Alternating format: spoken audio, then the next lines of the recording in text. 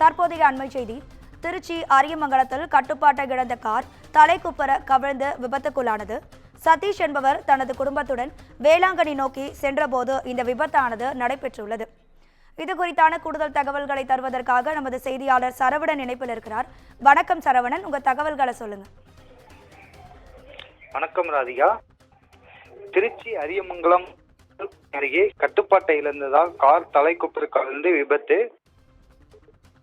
பாதசாரிகள் இருவரும் காயம். திருப்பூர் மாவட்டம் அவினாசியை சேர்ந்தவர் சதீஷ்குமார் சென்னையில் ஐடி கம்பெனியில் பணியாற்றி வருகிறார். இந்நிலையில் கிறிஸ்துமஸ் விடுமுறைக்காக அவினாசிக்காக வந்த சதீஷ்குமார் தனது தாய் விஜயகுமாரி மற்றும் தந்தை குழந்தை ராஜுவிடம் கிறிஸ்துமஸ் கொண்டாடுவதற்காக காரில் வேளாங்கண்ணிக்கு புறப்பட்டு வந்தார்.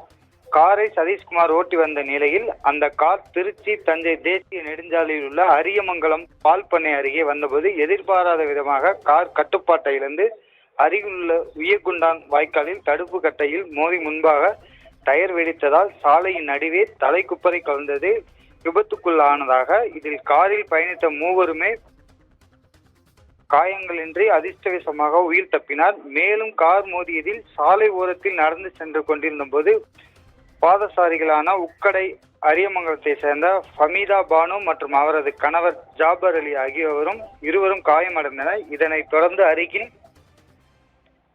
இருந்தவர்கள் அவர்களை மீட்டு சிகிச்சைக்காக ஆம்புலன்ஸ் மூலம் தனியார் மருத்துவமனைக்கு அனுப்பி வைத்தனர். இதனால் திருச்சி தஞ்சை தேசிய நெடுஞ்சாலையில் போக்குவரத்து பெரும் பாதிப்புக்கு ஏற்பட்டது. தொடர்ந்து சாலையின் நடுவில் தலைக்குப்புற கவிழ்ந்த கார் விபத்துக்குள்ளான காரை அங்கிருந்தவர்கள் உடனடியாக அப்புறப்படுத்தி போக்குவரத்தை சரி செய்தனர். மேலும் இச்சம்பவம் குறித்து திருச்சி மாநகர தெற்கு போக்குவரத்து கழக புலனாய்வு பிரிவும் போலீசார் வழக்கு பதிந்து விசாரணை நடத்தி வருகின்றனர். காரில் பயணித்த மூவரும் சீட் பெல்ட் அணிந்திருந்தாலும் காயங்களின்றி உயிர் தப்பினர். இருந்த போதிலும் விபத்துக்கு ஏற்பட போது காரில் உள்ளவர்கள் ஏர் பேக் ஓபன் ஆகவில்லை என்பது குறிப்பிடத்தக்கது.